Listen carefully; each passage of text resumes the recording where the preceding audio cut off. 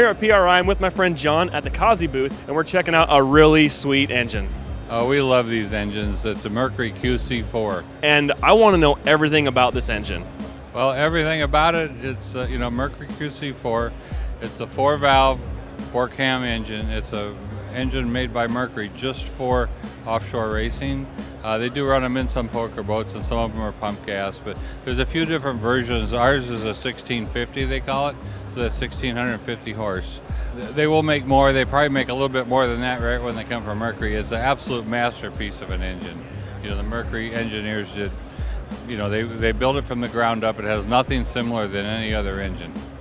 Talk to me about the internals. What kind of cubic inch, and you talked about power, but I'm more interested in cubic inch, stroke, all that stuff.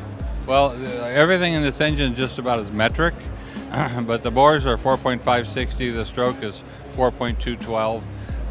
They're 560 inches or so. It uses normal compression ratio of about 8:1 because it's turbocharged, and they will run on pump gas with a certain tune-up. When you race them, we put race gas in them. They make a little bit more power, and the tune-up's quite a little bit different.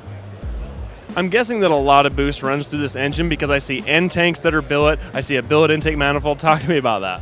Well, they get a little bit over 20 inches, but we do run race gas in it, but it's not methanol. And the thing is, these things race on the ocean.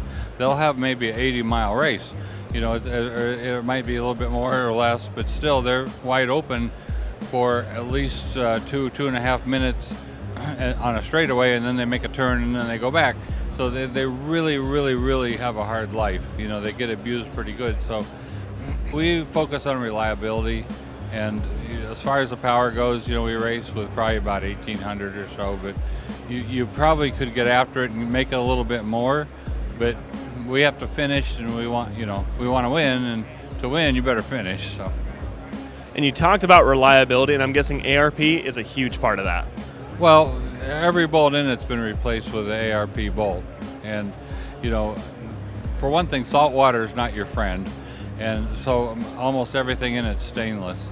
And with that, it never has any issue. They're polished the way they come out polished anyway. But the original bolts aren't really. They're stainless, but they're not really very pretty, and they have not a good feel when you torque them sometimes. So these bolts here, we never have any trouble with them. We just love them. And there's a lot of bolts in this motor. And do you guys use everything ARP, head studs, main bolts, valve cover bolts? I mean, it looks like it's all ARP. Well, it's 100% ARP. I mean, even the rod bolts, everything, main studs, main nuts, everything. But so there's a few of them that are not stainless, like the head studs and that, because the normal other type of metal is a little bit stronger. But all the valve cover bolts, there's hundreds of bolts just on the top of the engine, because there's many, many bolts in these engines. All right, John, thanks so much for giving us a rundown on this engine. It looks awesome. If anybody wanted to find out more information about it, where could they go? It's arp-bolt.com.